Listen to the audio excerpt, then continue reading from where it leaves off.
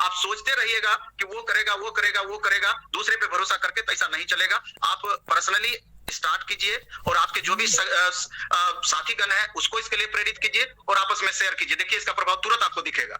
Sir थोड़ा सा सुकून वाली बात यह है कि अगर हम टेक्निक पे आ रहे हैं, चाहूंगा कि देखिए आप सभी स्टूडेंट्स को प्रमोशन और रियलिटी में बहुत डिफरेंस समझने की जरूरत है।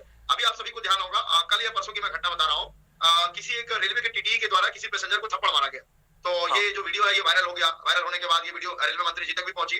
तो रेलवे मंत्री जी ने बतौर ट्वीट करके जानकारी दी कि मेरी सरकार बिल्कुल इनटॉलरेंस के खिलाफ है और हम लोगों ने स्ट्रिक्ट एक्शन लिया है और उस पर्टिकुलर टीटी को सस्पेंड कर दिया। अक्सर आप लोगों को भी ऐसा देखने को मिलता होगा कि कोई भी एक छोटी सी घटना होती है, वहां पे सरकार आपके जो भी प्रॉब्लम्स होती है उस पर एक्शन लेती है और बतौर उसको ट्विटर पे रिप्लाई भी करती है। लेकिन उस रियलिटी वो हुआ प्रमोशन जो सरकार जनता के सामने प्रस्तुत करती है कि देखिए हम कितने ज्यादा सेंसिटिव है।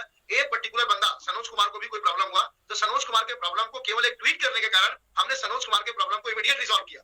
लेकिन अभी मैं लाखों की नहीं बात कर रहा हूँ, यदि सभी इसमें डिवाइडेड हुए तो करोड़ ट्वीट्स होंगे। 1 करोड़ ट्वीट्स होने के बावजूद भी रेलवे मंत्री जी ये अश्विनी वैष्णव जी, मुझे लगता है कि जब से इन्होंने पदभार संभाला है रेलवे मंत्री जी का, मुझे नहीं लगता है रेलवे भर्ती के ऊपर इन्होंने एक भी ट्वीट करी होगी, सिवाय जब आप लोग का एनटीपीसी ग्रुप डी का फिजिकल प्रोटेस्ट हुआ था उस समय उसके बाद से। तो ये होता है रियलिटी, वो हुआ प्रमोशन, ये हुआ रियलिटी। जहां एक तरफ एक ट्वीट करने के बाद उनका रिप्लाई आ जाता है, दूसरी तरफ लाखों लाख ट्वीट होते हैं, 50-50 लाख ट्वीट होते हैं और सब में रेलवे मंत्री जी को तो जरूर टैग किया जाता है, किसी को टैग किया जा रहा है, लेकिन रेलवे मंत्री जी एक रिप्लाई तक नहीं देते हैं। तो ये रियलिटी और प्रमोशन आप सभी स्टूडेंट्स को भी समझने की जरूरत है और हम लोग को भी समझने की जरूरत है कि चाहे रेलवे मंत्री जी कितना भी हम लोग को इग्नोर करना चाहे, हम लोग इग्नोर होने वालों में से नहीं है। हम लोग, ये हमारा हक है और हम लोग अपना हक लेकर रहेंगे। हम हमारा हक मांगते नहीं, किसी से भीख मांगते। बिल्कुल सर। और थोड़ा सा सर सुकून वाली बात यह है कि अभी हम ट्रेंडिंग पे पहले नंबर पे फिर से आ चुके हैं और लगभग ये 8 लाख संख्या में ट्वीट हो चुका। तो अभी जब एक बार हम लोग रिफ्रेश कर रहे हैं तो हम लोग यहाँ पर ट्रेंडिंग में पहले नंबर पे दिख रहा है। बीच में मे भी हो सकता है कि कुछ तरीके से 7,79,000 ट्वीट्स के साथ नंबर 1 पे वापस हम लोग ट्रेंडिंग में आ चुके हैं। हो सकता है कि ये संख्या बहुत ज्यादा ट्वीट हो रही होगी तो ट्विटर का सिस्टम ही हैंग हो गया होगा, इसलिए थोड़ी देर के लिए गायब हो गया होगा, लेकिन वापस से हम लोग ट्रेंडिंग सेक्शन में आ चुके हैं। ये हम सभी के लिए बहुत बड़ी राहत वाली खबर है। लेकिन ध्यान ये रखना है कि अभी लगातार कम से कम 4 दिन 5 दिन पहले लगातार ये कैंपेन अपना कंटिन्यू रहना चाहिए और डेली इतनी संख्या में ट्वीट होनी चाहिए और उसके बाद अगर बात नहीं मानी जाएगी तब फिर हम लोग विचार करेंगे कि अब आगे हमको क्या करना चाहिए, क्योंकि इग्नोरेंस भी एक हद तक बर्दाश्त किया जाएगा और अगर वहां तक अगर बातें नहीं अगर हमारी बातें सुनी गई तो फिर तो सोचना पड़ेगा ना कि आखिर क्या हो, कैसे हो, किस तरीके से चला जाए। क्योंकि अभी आप समझिए कि 5690 वैकेंसी और 21 रेलवे भर्ती बोर्ड और 21 रेलवे भर्ती बोर्ड में भी अभी आप देखिए कि लगभग मुजफ्फरपुर बोर्ड 50 के करीब सीट है, पटना बोर्ड का भी लगभग वही स्थिति है। अगर इसको कैटेगरी बाय कैटेगरी बांटा जाएगा तो 5, 7, 8, 10 क्या होना है इसमें।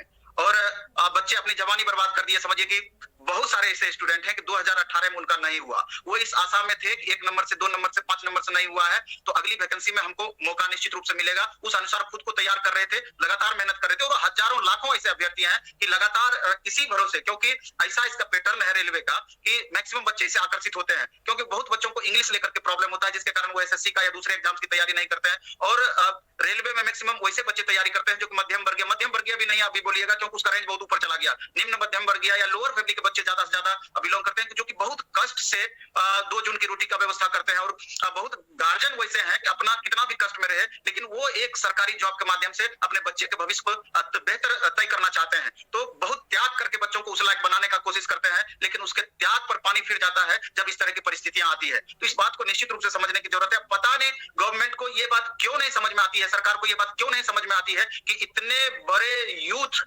मतलब यूथों की संख्या जहां पर इतनी ज्यादा है, जहां इतने ज्यादा बच्चे फॉर्म भरते हैं और उसको इस तरीके से इग्नोर करती है। बिल्कुल सर। तो अब यही है बस कि अब इसके बाद हमें ये लगता है कि सर ये तो प्रोसेस चल ही रहा है कि हम डेली जो है ट्विटर पे ट्रेंड करा ही रहे हैं, लेकिन जो दूसरा प्रोसेस है वो भी सबसे महत्वपूर्ण भी है कि एक पत्र जो है सभी बच्चे अपने संसदीय क्षेत्र के सांसद और विधायक के पास जरूर लेकर जाए, संख्या में ज्यादा से ज्यादा संख्या में इकट्ठा होकर, और वो पत्र का डेमो आपको आज ही कोशिश करेंगे कि दे दिया जाए सभी टीचर्स के द्वारा। और वो बच्चे इकट्ठे जहां भी हो रहे हैं, चाहे वो पटना है, लखनऊ है, गोरखपुर है, जहां भी इकट्ठा हो रहा है, वो अपने गांव में, शहर के उस क्षेत्र में जाए, वहां के सांसद और विधायक से मुलाकात करें, उनको पत्र दे जिसमें कोई भी गलत इंफॉर्मेशन ना लिखी हो, सही तरीके से सारी चीजें लिखी हो, तो वो उस पत्र के माध्यम से प्रधानमंत्री जी तक का या रेलवे मंत्री तक का वो कोई ना कोई लेटर जरूर लिखेंगे और उसको यहाँ पर ट्विटर पर जब वो पोस्ट कर रहे होंगे तो ये भारी संख्या में पोस्ट होगा और इससे कहीं ना कहीं इंपैक्ट पड़ेगा, क्योंकि यूपी पुलिस कांस्टेबल में भी इस चीज का बड़ा इंपैक्ट पड़ा था। बस अभी थोड़ा सा कहीं ना कहीं ये भी समस्या है कि 22 तारीख को जो आपके अयोध्या में इतनी बड़ी जो है कार्यक्रम हो रहा है, इसकी वजह से चीजें हो सकती है कि आपके जो सांसद या विधायक है वो उस समय अवेलेबल ना हो उस जगह पर। ये 22 तक का बिल्कुल संभव हो सकता है, तो आप 22 के बाद उनसे टाइम ले लीजिए कि भाई कब अवेलेबल रहेंगे, उस समय वहां पर जाइए। लेकिन जब संख्या ज्यादा होगी तो वो भी चीजें आराम से करेंगे और आप भी इस चीज को साथ मनवा पाएंगे बड़े इजी तरीके से। एक पर्टिकुलर जिक्र करना चाहूंगा सत्यम सर। हो सकता है कि मैं इस मामले में गलत भी हूं, क्योंकि यहाँ पे 22 तारीख के कार्यक्रम का जिक्र हुआ है। हो सकता है ये भी एक प्लानिंग का तहत हुआ हो, ये प्लानिंग का हिस्सा हो, क्योंकि आपने देखा होगा कि जब कभी भी रेलवे की भर्ती आने वाली होती है उसकी सुगबुगाहट कहीं ना कहीं पहले से आनी स्टार्ट हो जाती है। ये जो भर्ती आई है अचानक से आई है, इनफैक्ट इस तरीके से आई है कि किसी को बिलीव तक नहीं हुआ है। इनफैक्ट 19 तारीख से आपका नोटिफिकेशन आया है, शॉर्ट नोटिस आया आरआरबी की वेबसाइट पे, और 20 तारीख से आवेदन स्टार्ट भी हो चुका है।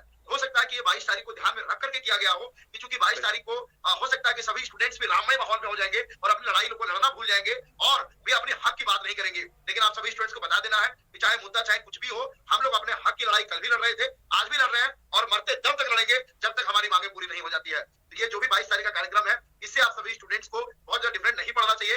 ट्विटर कैंपेन में अभी 1 घंटे के अंदर मैं करेक्ट आंकड़ा बताऊं तो 7,80,000 था, वो बढ़ करके कितना हुआ वो अभी हम लोग आपको बता देंगे। 7,80,000 बढ़ के 8,24,000 हुआ है। 1 घंटे के अंदर 1 मिलियन ट्वीट हो सकता है, 10 लाख हो सकता है। तो शाम 6 बजे तक का कम से कम हमारा जो टारगेट होना चाहिए वो 1 करोड़ ट्वीट्स का होना चाहिए, यानी कि 10 मिलियन ट्वीट्स का होना चाहिए। यदि अगर आप लोग 1 करोड़ ट्वीट कर देते हैं तो किसी भी मीडिया हाउसेस के लिए या फिर किसी भी सरकारी तंत्र के लिए आपके ट्वीट नंबर ऑफ ट्वीट्स को इग्नोर कर पाना पॉसिबल ही नहीं, मतलब नामुमकिन नहीं बल्कि असंभव हो जाएगा। 5 दिन लगातार इसको अभी चलना है, लगातार इसको चलाइए। 5 दिन अगर लगातार नंबर 1 पे ट्रेंड किया तो यकीन मानिए कि आपकी बातों को अनसुना करने की साहस किसी में नहीं रहेगी। 5 दिन लगातार आपको करना होगा।